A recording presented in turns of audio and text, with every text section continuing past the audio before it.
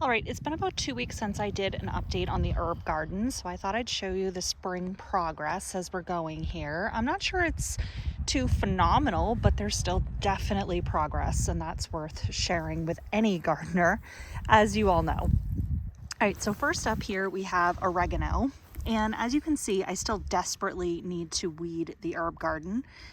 I'm thinking next weekend that might be one of my goals, and I'll show you a couple things that I plan on doing. Certainly taking all this dead stuff out. I'm going to get rid of all that. And then you can see the kind of weeds in the middle here that I will attempt to get out as best as I can. But this here is the oregano that's coming in. And even as I touch it, I can smell it. It smells so good. And that's pretty well established. That's in its 3rd year at this point. All right, then we have some Savory, it's called, and I really don't know much about this one, to be honest. It was given to me. I have some lavender, and I was actually just watching another video this morning about lavender, and I think I'm going to be clipping some of this back. My understanding is don't clip it back all the way to the rooty part, but at least to the first growth, so maybe to here and to here, and then it will start to get a little bit healthier. So that's my plan. And then I have some more lavender here and here and here. So I have kind of 4 lavender plants there, 2 smaller, 2 larger. They could all use a little love. So that's part of my plan as I clean up this garden over the next week, I would say. This might be one of my focuses. You can see that I have done some kind of hay around this last year, but I need to come through and do some weeding, take out some roots, and then put some more mulch down. We do have a big pile of wood chips that I think I'm gonna see if I can get my boys to help me haul some of those over here. This is the comfrey that I divided and planted a couple of weeks ago, or maybe a week ago as well, and I have that on a previous video. It might also be the cause of the poison ivy and the reason that I'm wearing my gloves.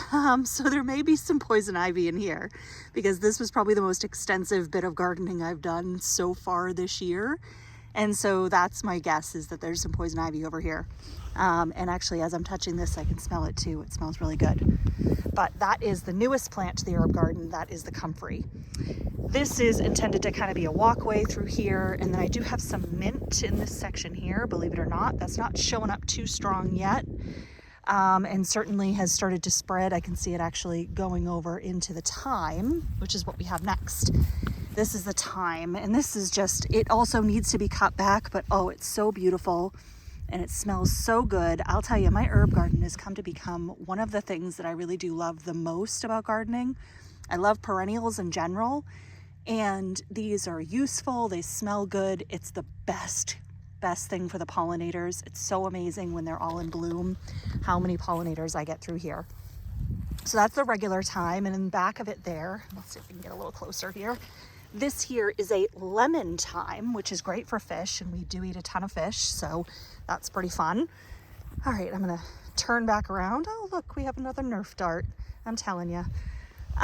This is my sage, and it looks like I need to do a little bit of trimming and clean up, as well as, of course, weeding on that too. And I've got 1, 2, 3, 4 good-sized sage plants, and I think I might have a 5th one. Oh yeah, I do. It's much smaller though. But like you can see, this one is kind of getting a little unwieldy here. Probably needs to be trimmed back a little. I've never tried to water propagate sage actually, so maybe some of the trimmings that I take off of that, I will try to stick in some water in the windowsill, which I showed in another video that I did. I do that with a lot of things, especially herbs. All right, so now I'm back in the front here, and this is lemon balm here. You can see it coming up, and also all this needs to be cut back.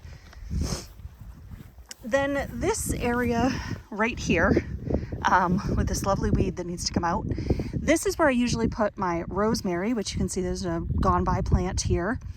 And then I usually put my basil, and those are the only 2 annuals that I usually put in here.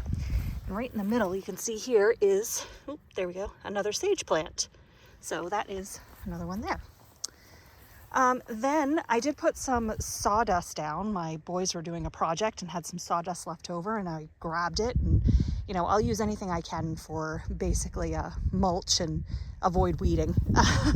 So I grabbed that from them, from their recent project. So this here, this section here. You can see it a little bit better back there.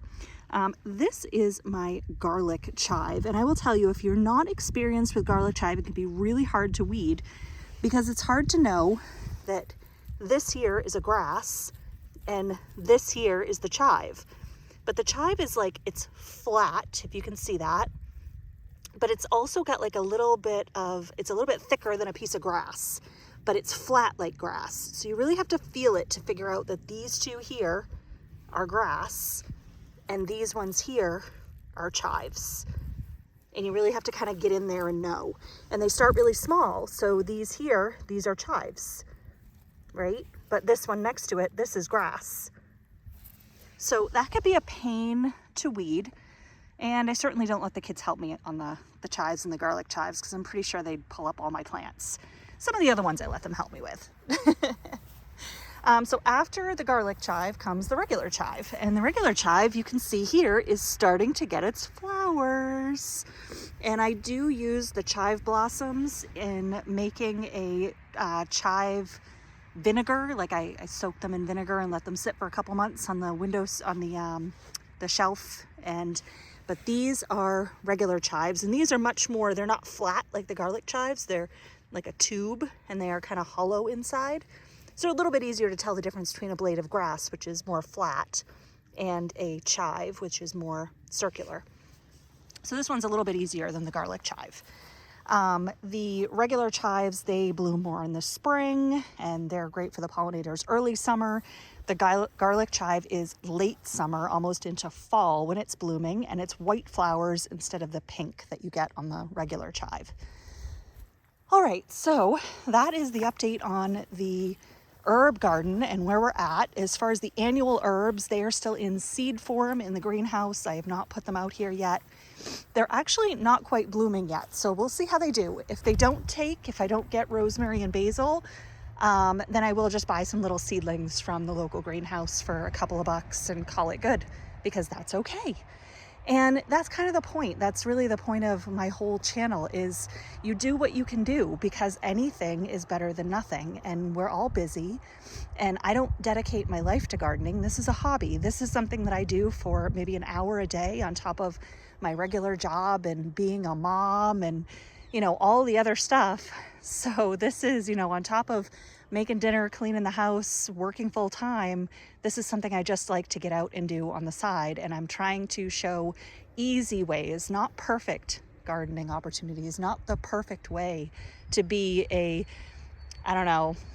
Instagram worthy gardener, but rather practical ways to be a gardener, to be able to get out and do this and feel good about the stuff that you're growing.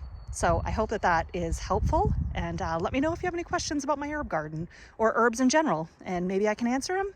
Maybe I can't. Maybe somebody else can. But leave a comment, and I hope you like it. Thanks.